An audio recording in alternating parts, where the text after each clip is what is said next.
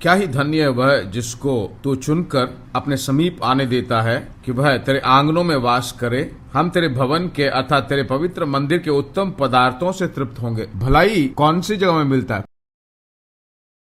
परमेश्वर के मंदिर में, जहां परमेश्वर के लोग इकट्ठे होते हैं। बाहर भलाई नहीं है, बुराई है, कमियां हैं, घटियां हैं, बाहर है। भलाई कहां पर है? परमेश्वर के भवन में। परमेश्वर के भवन में जो उपदेश दिया जाता है, सिखाया जाता है, उस वचन में। कलीसिया में आकर ऐसे सुनने के लिए नहीं कहा गया।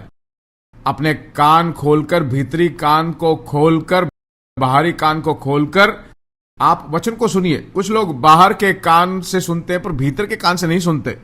भीतर का कान अलग है, बाहर का कान अलग है, भीतर का कान अलग है। लोग मुझको देखते हैं पर सुनते नहीं है। मुझे देखते देखते अपने सेल को काम करते रहते हैं। अभी सुना है, भीतर से सुना, हाँ सुना। बाहर सुनना मुख्य नहीं है, भीतर से क्या आप सुनते हो वो जरूरी है। सच्चाई जब सुनाई जाती है, भीतर का कान, बाहर का कान सब खुला हुआ होना चाहिए। इतने सालों में कैसे भी हो, आज मैं कहता हूं एक सही निर्णय लीजिए। कलीसिया में बोले जाने वाले वचनों को मैं ध्यान से सुनूंगा, क्योंकि वही भलाई पाने का जगह है। कलीसिया भजन संहिता 92 में चलिए, भजन संहिता 92 का 13। वे यहोवा के भवन में रोपे जाकर हमारे परमेश्वर के आंगनों में फूले फलेंगे। परमेश्वर के भवन में रोपे जाकर, भवन का मतलब है इनर कोर्ट। इनर कोर्ट में अगर आप रोपे गए हैं तो बाहर का कोर्ट जो है दुनिया है। दुनिया में आप समृद्धि में हो सकते हैं, पर दुनिया में अगर रोपे जाते हैं, भवन में अगर आप रोपे नहीं जाते तो सफलता नहीं मिलेगी। लगातार जो है दुनिया के सभी कामों में बिसी तो कुछ क्या उन्होंने कामयाब हुए? कुछ भी नहीं। पहले आकर भवन में रोपे जाइए। यहां पर रोपे जाते, उससे बड़ा बिसी काम कुछ और नहीं है। यहां पर रोपे जाओगे तो वहां सचमुच बिसी होंगे, सक्सेसफुल बिजी होगा। परमेश्वर के भवन में रोपे जाकर परमेश्वर के आंगनों में फूले फलेंगे। वापिस भजन संहिता में आइए। भलाइयों को छकने के लिए कुछ मुख्य बातें बताता हूं। अपनी भलाई से भरे हुए वर्ष पर तूने मानो मुकुट रख दिया है। तेरे मार्गों में उत्तम पदार्थ पाए जाते हैं।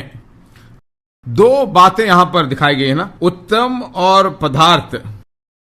वहां बताया गया है भलाई से भरे हुए वर्ष और जिंदगी भर उत्तम पदार्थ।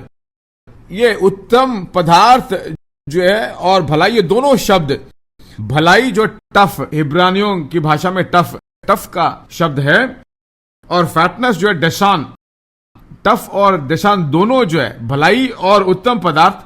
बाइबल में दूसरे जगहों में वही शब्द उपयोग किया गया है। वही शब्द वहां पर जो है मुख्य बात है। इस भलाई को अनुभव करने के लिए और उत्तम पदार्थों से तुम्हारी जिंदगी को भरेगा, और उस भलाई में जीने के लिए क्या मुख्य बातें हैं वह उस वचन में बताया गया। परमेश्वर बताता है। मेरे साथ बोलिए यशायाह की पुस्तक, यशायाह 55। जो भोजन वस्तु नहीं है उसके लिए तुम क्यों रुपया लगाते हो, और जिससे पेट की नहीं भरता। देखिए, दो बातें तुम्हें तृप्त नहीं करती हैं, उसमें समय क्यों बर्बाद करते हो। जो तुम्हें तृप्त नहीं करती है, जो आपकी जिंदगी में भलाई या तृप्ति की जिंदगी नहीं लाती है, उस पर क्यों अपना परिश्रम व्यर्थ करते हो। अर्थात देखिए, उन दिनों में व्हाट्सएप में एक संदेश आया, मैं अपने अंगूठे को उपयोग करता हूं तो सब मुझे मारते हैं। वो छोटी बच्ची जो है बहुत चिल्लाकर बोली थी, इस अंगूठे को वो चूसती है तो बोलते हैं उसे माँ बाप मारते हैं, पर माँ बाप जो है इसी अंगूठे से फेसबुक और व्हाट्सएप को चलाते हैं। मैंने उसके बाद चेक करके देखा तो अपने अंगूठे से उसको खिसकारे हैं। सदा फेसबुक व्हाट्सएप में रहोगे तो वह तुम्हें कभी तृप्त नहीं करेगा। समय को बर्बाद कर रहे हो, भलाई में नहीं जी सकते। वो सब रखिए, स्मार्टफोन रखिए, अच्छे कामों के लिए उसे रखिए। सदा व्हाट्सएप, सदा फेसबुक, और क्या क्या चीज है, यूट्यूब है। यूट्यूब में अच्छी चीजों को देखो तो अच्छा है, और उसी में अपने अंगूठे से तुम खिसकाते रहोगे तो भलाई से कभी आप तृप्त नहीं होंगे। समय गुजर जाएगा। उसके बाद आखिर में क्या कहेंगे? एक संदेश सुना, बिजी था। क्या बिजी था? अपने अंगूठे से तुम ऐसे ही खिसका रहे थे। तुम्हें जो बात तृप्त नहीं करती उसमें समय बर्बाद मत कीजिए। पढ़िए तुम मेरी ओर मन लगाकर सुनो तब उत्तम वस्तुएं खाने पाओगे। तुम मन लगाकर मेरी सुनो तो उत्तम वस्तुएं खाओगे। उत्तम बातें है ना, वही है अच्छे पदार्थ। तुम मेरी ओर मन लगाकर सुनो तो उत्तम वस्तुएं को खाओगे। उत्तम वस्तुएं नहीं खाना है, अच्छा खाना नहीं खाना चाहिए, भलाइयों का अनुभव नहीं करना चाहिए। क्या करना चाहिए?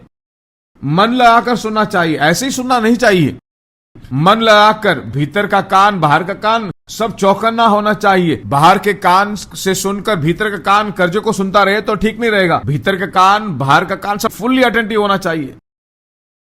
ध्यान थोड़ा भी इधर उधर नहीं जाना चाहिए। पूरे मन से अगर तुम सुनो तब तुम देश के चिकनी वस्तुएं खाकर संतुष्ट हो जाओगे।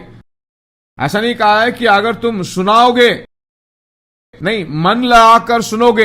मन लगाकर अगर आप सुनोगे तब उस देश के अच्छे वस्तुओं को तुम खाओगे।